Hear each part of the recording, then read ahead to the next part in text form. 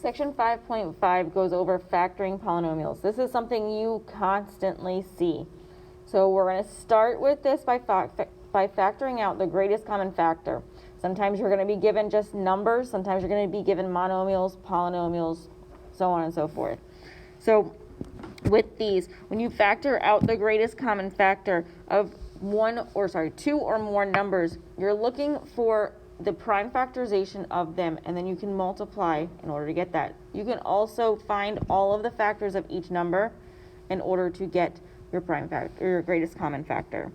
So it gives you your strategy with these. So factor each term completely.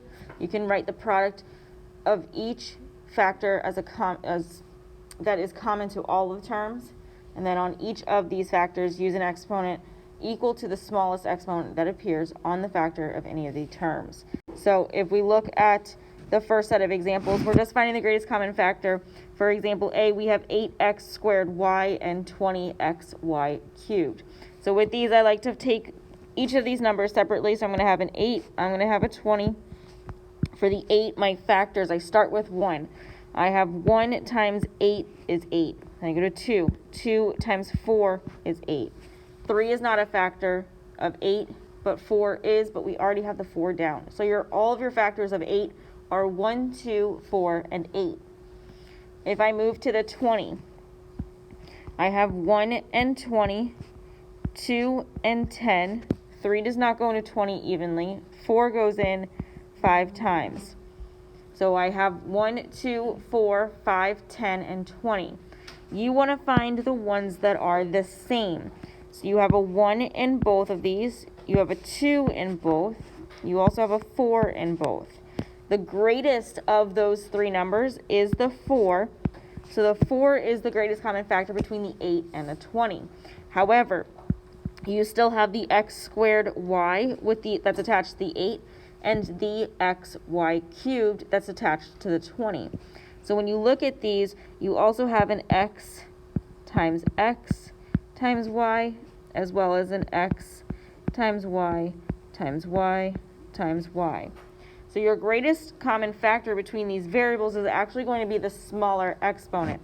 So when you look at your x's, you have one x that's the same in both of these numbers, so you're going to keep one of the x's.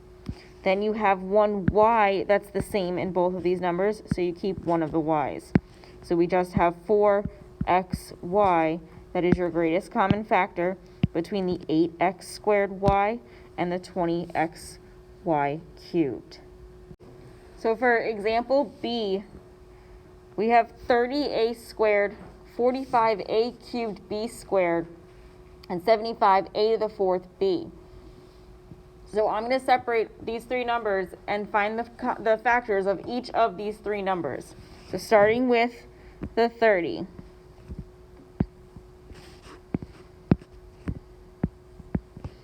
I have 1 and 30, 2 and 15, 3 and 10, 5 and 6. For the 45, we have 1 and 45, 3 and 15, 5 and 9. For the 75, we have 1 and 75, we have 3 and, no, sorry. Let's see. 3 does go into it 25 times. The 75 is also divisible by 5 and goes in 15 times.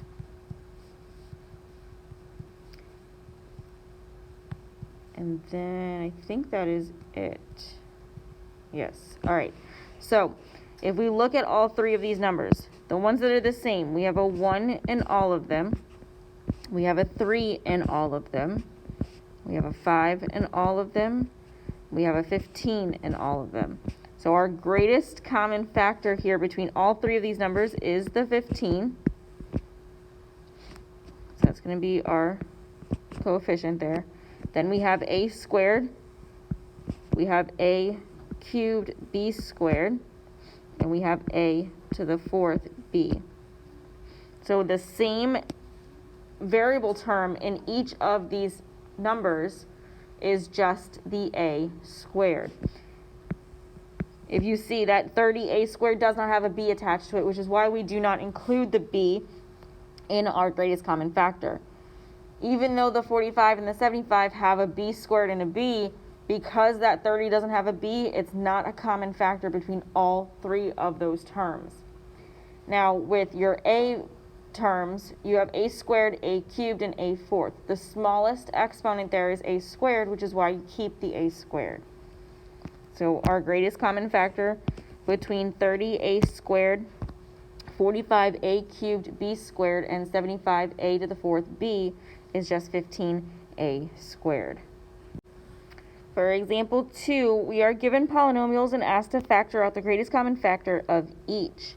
So for a, we're given 5x to the fourth power minus 10x cubed plus 15x squared.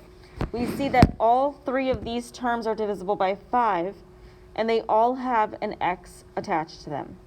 So look at the smallest value of x for the exponent. It's x squared, so we're going to divide out a 5x squared from each of these terms. When we divide out that 5x squared, it's going to go out in front of our polynomial. So the 5x squared goes out front. Now what's left over goes inside the parentheses. So the 5x to the fourth power divided by 5x squared is just x squared. The negative 10x cubed divided by 5x squared is a negative 2x. And then 15x squared divided by 5x squared is just a positive 3. So factored out, we have 5x squared times x squared minus 2x plus 3. For example B, we have 8xy squared plus 20x squared y. So again, we're going to divide each of these terms by the greatest common factor between the two of them. Between 8 and 20, your greatest common factor is 4. Then you have x and x squared. The smaller exponent is just the 1, so that's x. Then you have y squared and y, so the smaller exponent would be the 1, so that's y.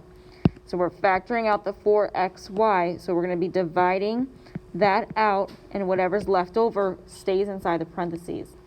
So 8 divided by 4 is 2. X divided by x cancels out. Y squared divided by y is just y. Then you have a plus sign, so that's going to be positive. The 20 divided by 4 gives us 5. Then x squared divided by x is x. Y divided by y is 1. So that leaves us with 4xy times 2y plus 5x.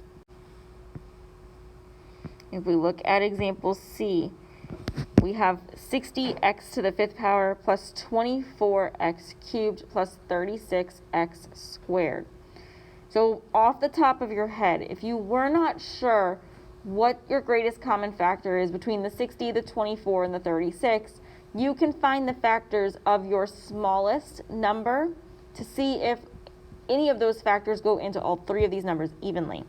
So if I take my smallest number here, that's the 24, and I find the factors of 24, that's 1 and 24, 2 and 12, 3 and 8, 4 and 6.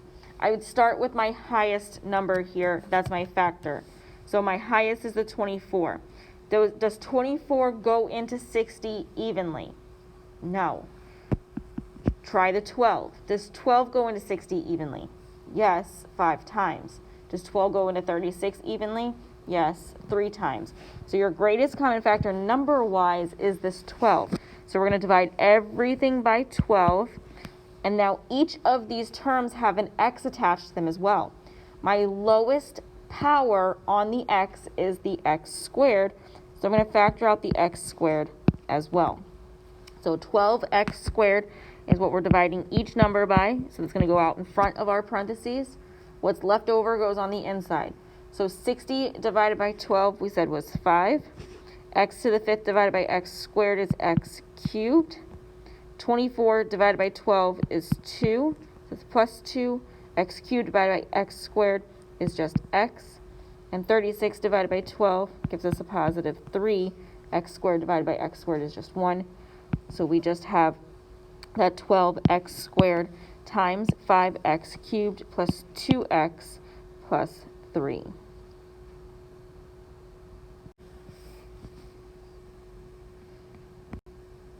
Looking at our next set of examples, we're just factoring each polynomial twice. First, factor out the greatest common factor, then factor the opposite of the greatest common factor. So once we find the greatest common factor, we're going to factor that out. Then we're going to do a separate type of problem by factoring out the opposite of the greatest common factor. So if we look at example A, we have 5x minus 5y. Our greatest common factor between both of these is just 5. So we would factor out a 5. This would leave us with 5 times x minus y.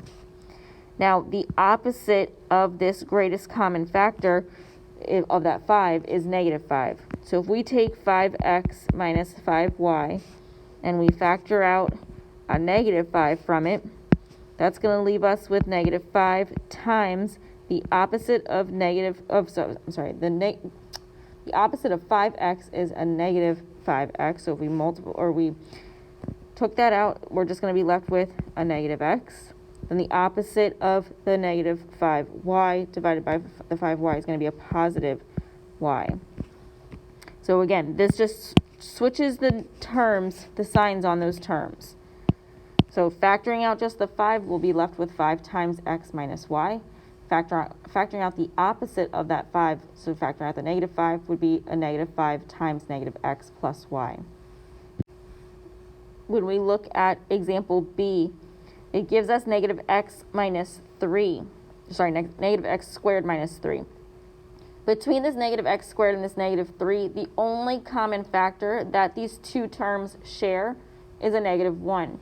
So we would divide out a negative 1. This is going to leave us with a negative 1 times x squared plus 3. Now, factoring out the opposite of this greatest common factor is going to be factoring out a positive 1. If we factor out a positive 1 from this negative x squared minus 3, it just leaves it as 1 times negative x squared minus 3. So it doesn't change anything. Now, if we look at example C, we're given negative x cubed plus 3x squared minus 5x. Our greatest common factor between all three of these terms can be a negative x. So we would divide each of these terms by negative x, which means our sign is going to change in the trinomial, as well as an x is going to be taken away from each of these. So this negative x goes out front. This is going to leave us with x squared minus 3x plus 5. If we then factored out the opposite of this, so we are starting with the negative x cubed plus 3x squared minus 5x. Factoring out the opposite is just an x. So this is leaving us with x times negative x squared plus 3x minus 5.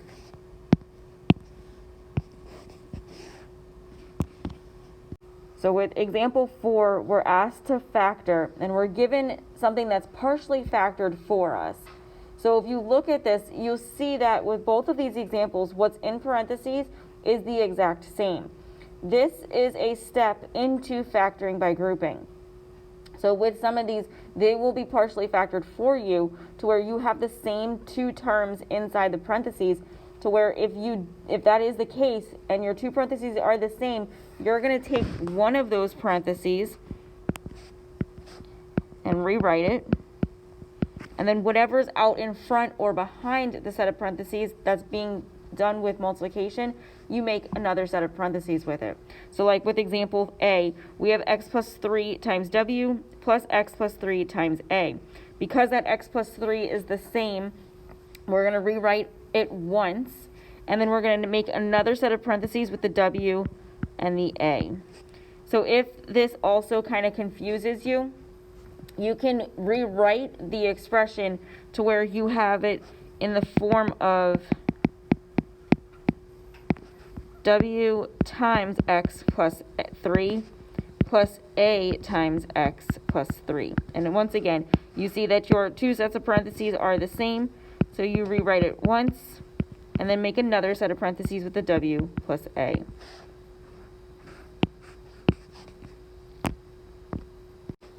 For example B, we have x times x minus 9 minus 4 times x minus 9. So again, those two sets of parentheses are the same, so we're going to rewrite it once, and then we're going to form another set of parentheses with what's in front of those two. So the x and that negative 4 become x minus 4. So we just have x minus 9 times x minus 4.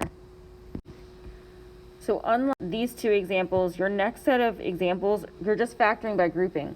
And these are not factored partially for you. So you're starting from the very beginning with these. So if you look at this, it gives you a strategy for factoring a 4-term polynomial by grouping. You're going to group the first two terms together in parentheses. You're going to group the last two terms together in parentheses. From there, you're going to factor out the greatest common factor in both sets of parentheses, which should leave you with an expression like the example that we did right before this. From there, you're going to take one of the parentheses and rewrite it, then you'll form another with what you factored out. So if we look at example A, we have 2x plus 2y plus ax plus ay. So because I have 4 terms here, I'm going to factor by grouping. We're going to put parentheses around the first two terms, then we'll put parentheses around the last two terms. You'll realize that when I put parentheses around the last two terms, the sign in front of the third term stays with that term. So if there's a negative in front of it, it's most likely telling you that you're going to be factoring out a negative from that set of parentheses. So from here, since you grouped your two sets or two terms for first set of parentheses and two terms for your second set of parentheses, you're going to factor out the greatest common factor from both. For the first set of parentheses, you have 2x plus 2y. They both have a 2, so you factor out the 2. For the second set of parentheses, you have ax plus ay. They both have an a, so factor out an a. When you do this, you'll rewrite it to where you have 2 times whatever's left over, so that's x plus y. That a that you factored out is positive, so it's going to be plus a times whatever's left over, which is x plus y. You'll see that both sets of parentheses are the same, so you can rewrite one and then form another with a 2 plus a. So this is just giving us x plus y times 2 plus a. With example B, they give us w times a minus w times b plus a minus b. So again, we have 4 terms, so we're going to factor by grouping. I put a set of parentheses around the first 2, then a set of parentheses around the last 2. We're going to factor out a w from the first set of parentheses. We're going to factor out a minus b. They don't share another common factor other than 1, so it'll just be a positive 1 that we factor out. From here, this is going to leave us with w times a minus b plus 1 times a minus b. So again, your two sets of parentheses are the same, so we're going to have a minus b and then make another with the w and the plus 1. So factored out, this is just a minus b times w plus 1. You have to remember, you can always check your answers with these, because if you FOIL them, so you take the first term, distribute it into the second set of parentheses, take the second term, distribute it into the second set of parentheses, you're going to be left with what you started with. For example C, we're given 4am minus 4an minus bm plus bn. So if we put a set of parentheses around the first two terms and a set of parentheses around the second two terms, with the first two terms we can factor out a 4. We can also factor out an a. With the second two terms, my first term is negative, so I'm going to factor out a negative from these two terms to change the sign on both of them. They both have a b, so I'm going to factor out a negative b. By factoring out that 4a, we're going to be left with m minus n. If we factor out that negative b, we're going to switch the signs on each of these terms. It's going to be m minus n. If you ever are left with two sets of parentheses that are not the same because of the sign in between the two terms, factor out a negative. If you do that, it should switch the terms on each of, switch the signs on each of the terms, which will give you the same signs as the parentheses that's in front of it. So from here, our m minus n is the same, so we're going to rewrite that, and then we're going to make another with the 4a minus b. So we just have m minus n times 4a minus b. For the next section that we will be going over today, we are factoring the difference of two squares. When you see these, you're going to see a binomial in this form of a squared minus b squared. This just means that if you see a binomial that's separated, the two terms in it are separated by subtraction. If you can take the square root of the first term and the square root of the second term, you're going to have the difference of two squares, which means something plus something times something minus something. So when we look at these, like in example 6, for a, we have y squared minus 36. We have a binomial. The two terms are separated by subtraction. So see if you can take the square root of both of those terms. Can you take the square root of the y squared? Yes, you get y. Can you take the square root of the 36? Yes, you get 6. This is going to be the two terms in both sets of your parentheses now. So you're going to have one set of parentheses that's subtraction, one set that's addition. So it's just y minus 6 times y plus 6. For example B, we have 9x squared minus 1. So once again, we have a binomial. Both of the terms inside the binomial are separated by subtraction. So see if you can take the square root of both terms. Can we take the square root of the 9x squared? Yes, it's 3x. Can we take the square root of the 1? It's 1. So because you could take the square root of both of them, form two sets of parentheses with the same two terms in them and separate them with opposite signs. So one's going to be subtraction, one will be addition. So we just have the 3x minus 1 times 3x plus 1. Lastly, for example C, we have 4x squared minus y squared. So ask yourself, we have a binomial. Are the two terms separated by subtraction? Yes. Can we take the square root of both terms? We can take the square root of that 4x squared. It's just 2x. We can take the square root of the y squared. It's just y. So two sets of parentheses, one with subtraction, one with addition. So we just have the 2x minus y times 2x plus y. So our next part of our lesson goes over factoring perfect square trinomials. With perfect square trinomials, you can take the square root of the first term and take the square root of the last term. And whatever you get by doing that, you can multiply those two terms together and multiply it either by positive 2 or negative 2 and get the middle term of the trinomial. When that is the case, you would have either a plus b squared or a minus b squared. So these are something that's good, like these formulas are something that's good to memorize because it literally gives you a cheat. So you could literally ask yourself, can I take the square root of the first term? Yes, it's this. Can I take the square root of the last term? Yes, it's that. Multiply your this and that by themselves and then by either positive 2 or negative 2 depending on the sign of the middle term in the trinomial, and you'd get that trinomial. When that's the case, keep the sign of your middle term and separate your a and your b with that sign and just square it. So if we look at some of these examples, for example 7a, we have x squared minus 8x plus 16.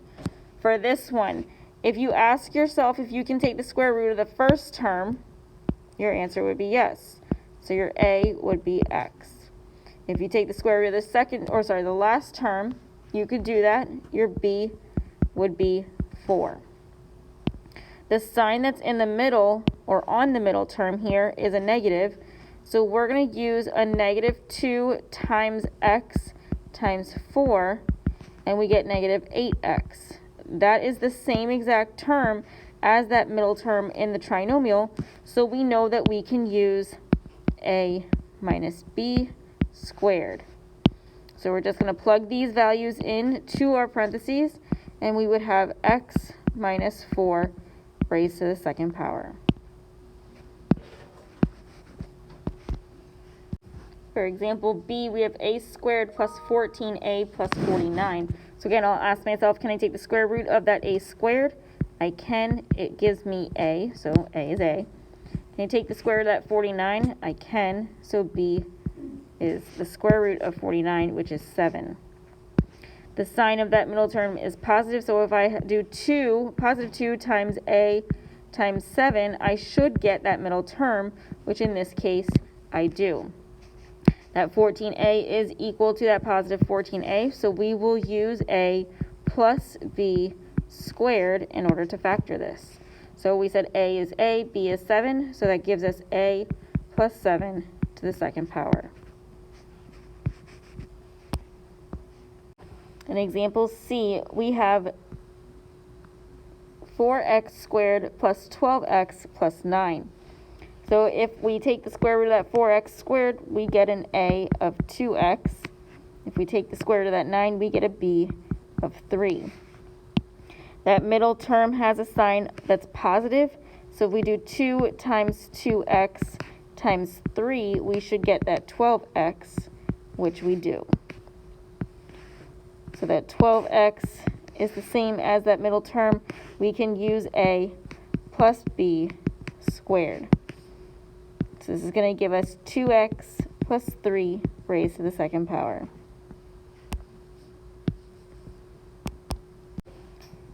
The next part of your lesson goes over factoring polynomials completely. So you've seen factoring out the greatest common factor, factoring a difference of squares, and factoring perfect square trinomials. So we're going to incorporate all 3 of those, if not 2 at a time, in these expressions. So first thing you always want to ask yourself with these are, can I factor out a greatest common factor? If you can, start by doing that. Next, ask yourself how many terms you have. If you have 2, see if you can do a difference of squares. If you have 3, see if it's a perfect square trinomial, and factor from there. So if we look at example 8a, we have 5x squared minus 20. Both of these terms are divisible by 5, so we can factor out the 5. This is going to leave us with 5 times x squared minus 4. From here, we have a binomial, so we just have 2 terms. The sign between these 2 terms is negative, so we do have a difference here. See if you can take the square root of both terms. You can take the square root of that x squared, you can take the square root of that 4. So take the square root of that x, it gives us x. Take the square root of that 4, it gives us 2. Remember, when we have the difference of squares, we're using a minus b times a plus b. Our a in this case would be x, our b would be 2. So this is going to give us 5 times x minus 2 times x plus 2. From here, we would stop because we cannot factor any further. For example, B, we have 3a cubed minus 30a squared plus 75a. We'll realize with each of these 3 terms, they all have an a included in them. They're also all divisible by 3, so we can factor out a 3a from this trinomial. When we do that, we have 3a times a squared minus 10a plus 25. We have a trinomial here. So we need to see if it's a perfect square trinomial. If we took the square root of that a squared, it gives us a. If we took the square root of the 25, it gives us 5. The sign in the middle here is subtraction. So if we did negative 2 times a times 5, is it going to give us the negative 10a? Negative 2 times a times 5 is negative 10a. So this is a perfect square trinomial.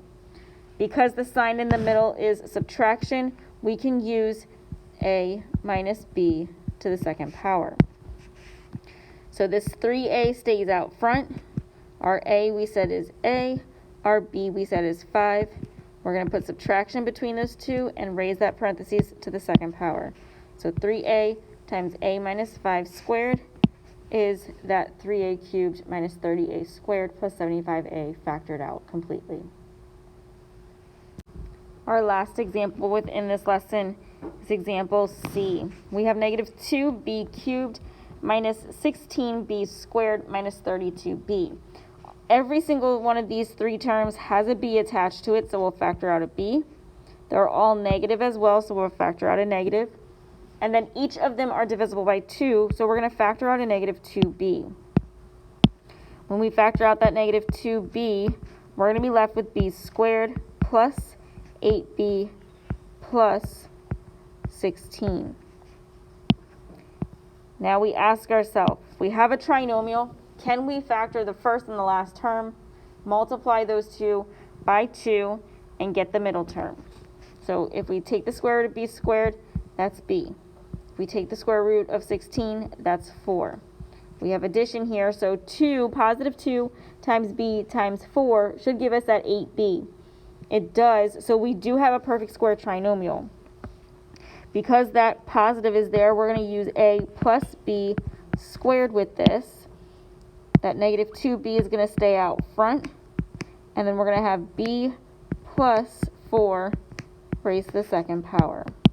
So negative 2b times b plus 4 squared is our solution here.